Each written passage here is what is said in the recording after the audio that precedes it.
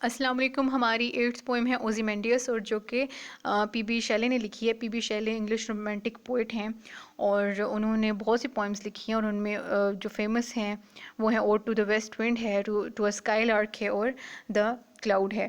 یہ پوئم جو ہے اوزیمینڈیس، بیسیکلی یہ ایک آئرونک پوئم ہے.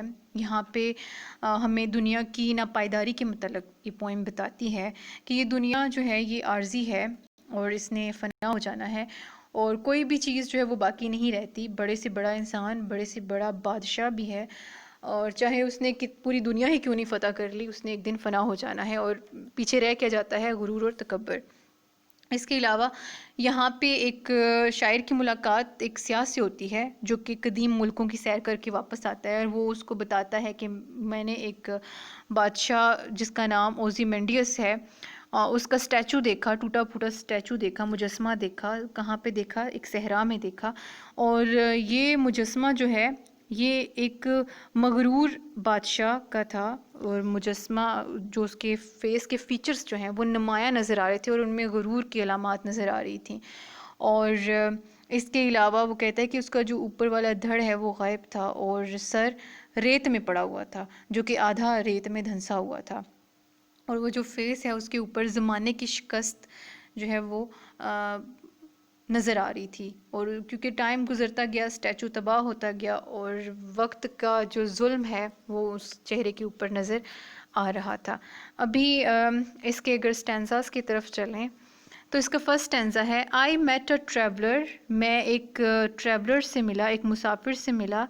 فرام این اینٹیک لینڈ، جو کہ قدیم سرزمین کے ایک مسافر سے ملا. یعنی کہ وہ میں نے آپ کو جیسے بتایا ہے کہ وہ جو سیاح ہے وہ قدیم ملکوں کی سیر کر کے لوٹا تھا جس سے پوئٹ ملا. ہو سیڈ، جس نے کہا، two vast and trunkless legs of stone, جس نے بتایا کہ پتھر کی دو کشادہ کھلی ہوئی بغیر دھڑ والی ٹانگیں اسٹینڈ ان دا ڈیزرٹ، صحرا میں کھڑی ہیں. نیئر دیم، ان کے قریب. آن دا سینڈ، سینڈ کے اوپر، ریت کے اوپر. ہاف سنک، آدھا دھنسا ہوا. شیٹرڈ، ایک مسخ شدہ.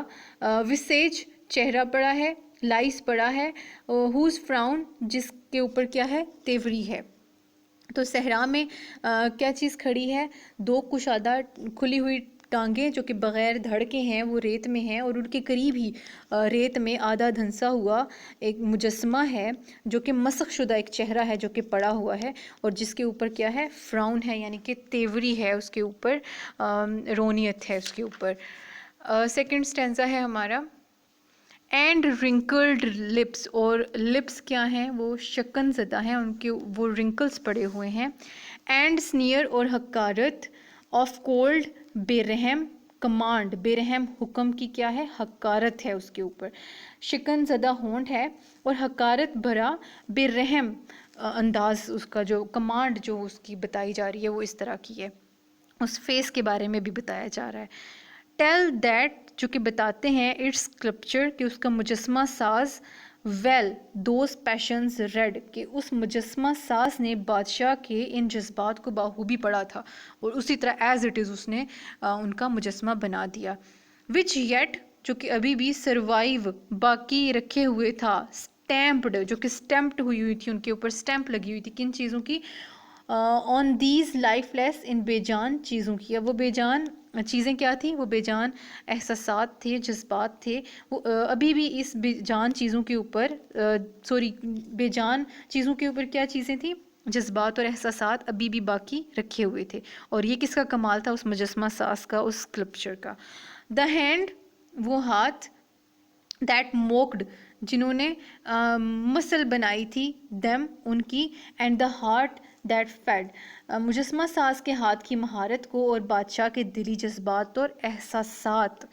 And the heart that fed, اور وہ والے دلی جذبات اور احساسات جو تھے اس نے کتنی مہارت سے ان کے اوپر بنائے تھے. ان لائف لیس چیزیں جو پڑی ہوئی تھیں، یعنی کہ وہ مجسمے کی بات کر رہا تھا، اس کے اوپر جو ثبت ہوئے ہوئے جذبات تھے وہ ان کے بارے میں بیان کر رہا ہے کہ کس مہارت سے مجسمہ ساز نے انہیں جذبات کو، ان احساسات کو تراشا تھا. اینڈ آن دا پیڈسٹل، اور وہ جو پایا ہے، وہ جو پاؤں ہے. دیز ورڈز اپیئر، یہ الفاظ کندہ تھے. مائی نیم از اوزیمینڈیس، میرا نام اوزیمینڈیس ہے. کنگ آف کنگز، بادشاہوں کا بادشاہ. لک آن مائی ورکس، میرے کارناموں کو دیکھو. جی مائٹی، اے جاؤ جلال والے سپوتو.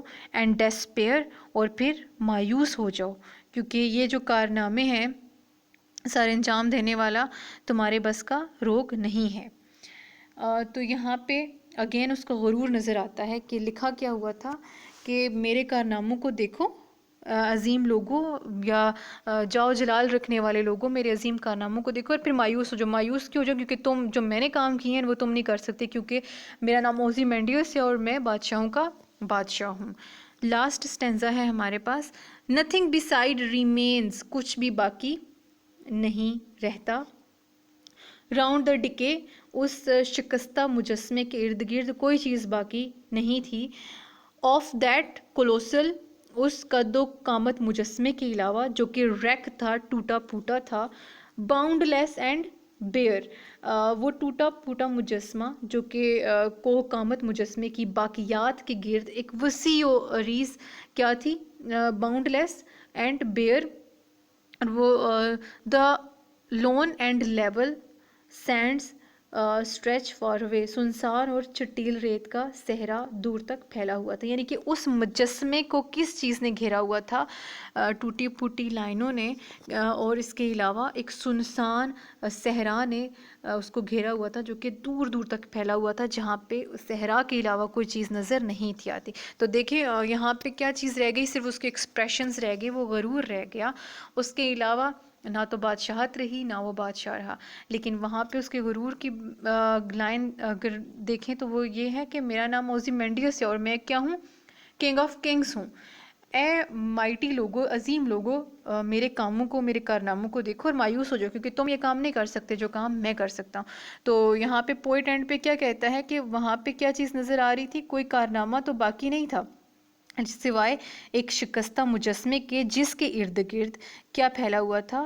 ریت پھیلی ہوئی تھی، صحرا پھیلا ہوا تھا، ایک سنسان صحرا تھا جہاں پہ دور دور تک کوئی چیز نظر نہیں تھی آ رہی.